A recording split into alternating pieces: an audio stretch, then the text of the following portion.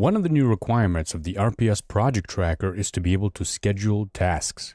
Version 1 of the app has a simple task list that is similar in functionality to a to-do list. In this chapter, we're expanding the simple task list and including the Kendo UI for React Scheduler component to perform operations on backlog item tasks. This is accomplished through a calendar type interface. All right, let's add the scheduler to our item details page. Let's review where we're going to put the scheduler component. If we take a look at the completed application, you can go to backlog and then click on one of the items. You'll see tabs up here, and one of the tabs that we haven't implemented yet is schedule. This will use the exact same data that we already have in the item that are listed in tasks. Now the tasks each have a completed field. You can delete them, change their titles. But one thing that's not exposed here is the start date time and the end date time. Each one of these tasks has that in the data, and we're going to use that data to populate the scheduler. Here's our working application, and if we take a look at one of the items here, you'll see that there is no scheduler tab. So first, let's add that. Let's open up our source code, modules, backlog, and then components. You'll see that right now we don't have any schedulers here. So let's create a new folder, and we'll call this item schedule. Now, in order to save a little bit of time, I'm going to open up the finished application code that already has the item scheduler component completed. Don't worry, we'll go through this, but I want to grab this scheduler event model, and I'm actually going to copy it right into our item schedule, our working application. And this is the schedule component itself. I'm also going to copy this, and we'll go through it together in a bit. So let's copy that over. You should already have the working application as well as the completed application code downloaded. If you don't, take a look at the beginning of the course where we did that. All right, now we have both of these here, and the item schedule component is called PT item schedule component. We want to make sure we're using that inside our detail page. So let's pop open the pages folder, detail page, and let's scroll down to where we have our tab strip. Right now we have form, tasks, and chit chat. We're going to add another tab strip tab here. This time it's going to be called schedule, and we're going to use the PT item schedule component. Now this component takes in a few different properties. If I press Control Space here, you'll see that we do need tasks because it's going to use the tasks data, and that's going to look pretty much just like our tasks component here. So I'm going to copy it from there and paste it in. We're passing in item.tasks. It's also going to have the task mutation because we're going to be altering tasks from the scheduler. So let's paste that in as well. Delete task mutation. We're going to grab that one too, and update task mutation as well.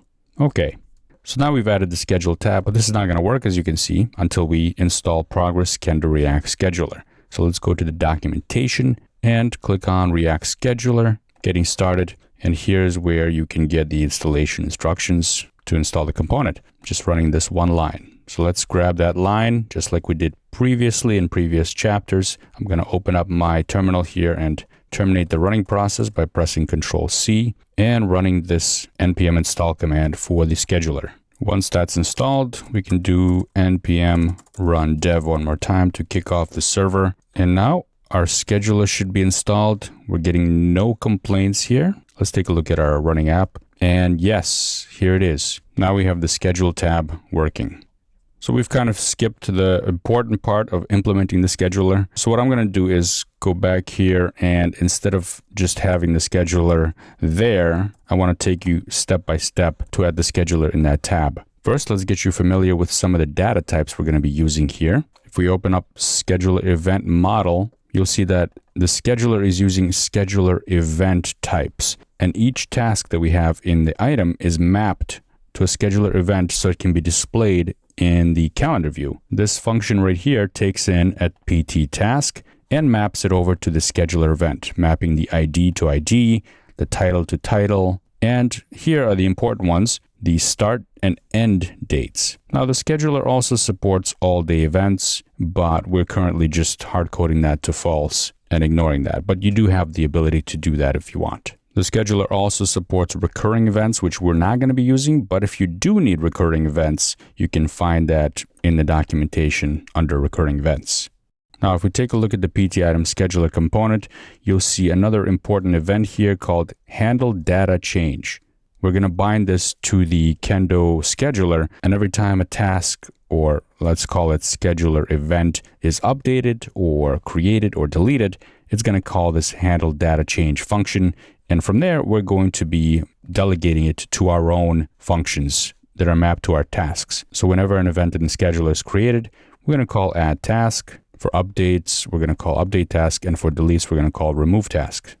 The add task, update task, and remove task are up here. And this should look somewhat familiar to you because we've already implemented these in the tasks section. In the next lesson, we're going to start focusing on the UI side of things and start implementing the scheduler. But before we do that, I'd like you to go ahead and try doing this yourself. At this point in the course, you should already be familiar with how to install the scheduler, how to follow the documentation, and set it up yourself. All the data is there for you and all the event handling is there for you. So all you need to do is just add the scheduler and hook it up. Once you try that, come back here and we'll do this together in the next lesson. Hopefully you've had a chance to try the scheduler out for yourself, but if not, that's okay. We'll do it right now together. All we need to do is drop in the scheduler component, and we need to bind its data attribute to the local events array that's in the state.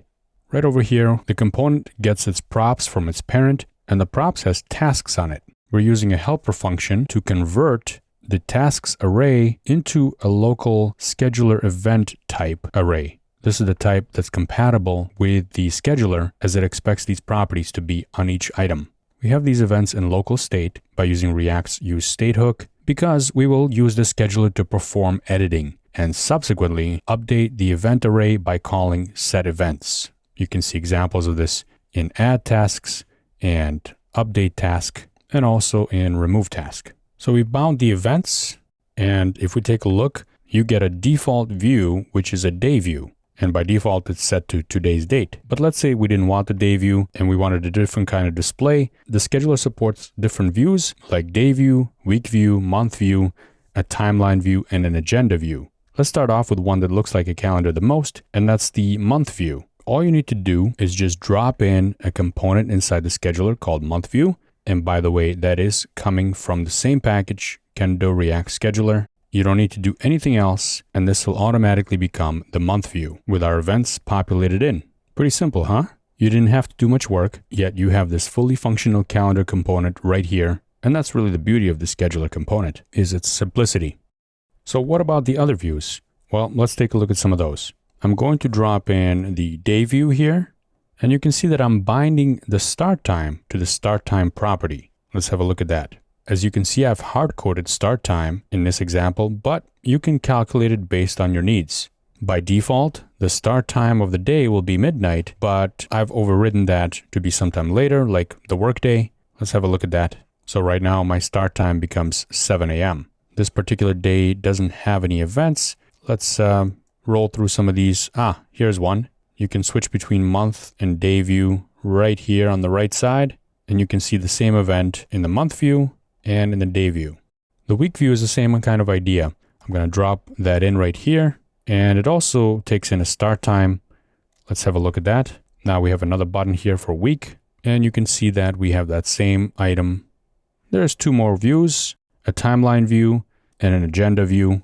Let's take a look at all these. Now the timeline view displays in a similar way to a day view, but horizontally. And there's also an agenda view, which gives you a nice review of the events which are actually on the calendar. You can just look at the agenda and quickly have a glance of when each event starts and ends.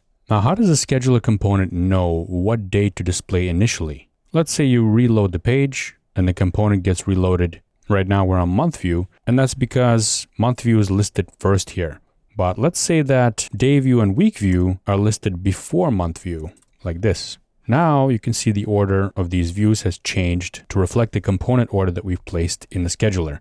And if I refresh this page, you'll see that day view is selected automatically, and today is selected by default here. But we can also bind the current date that's displayed by default to our display date property, and that's also defined here. And this time it's not hard-coded, it's calculated based on the minimum date that we found inside of our events. Let's have a look at that. I'll refresh, and you'll see that the date that's actually selected is not today, but it's the minimum date based on all the data we have. So if we look at the month view, you'll see that that's the first item on the list. In the next lesson, let's make the scheduler more interactive. We're going to be able to save events, delete events, and make them editable. The scheduler is already pretty useful because we're able to see all our tasks on a timeline, and we get a glimpse of what tasks need to be done first, last, and so on, which is something you don't get just by looking at the plain tasks list. But it would be nice to be able to interact with the calendar view as well, and the scheduler component supports that. Let's have a look.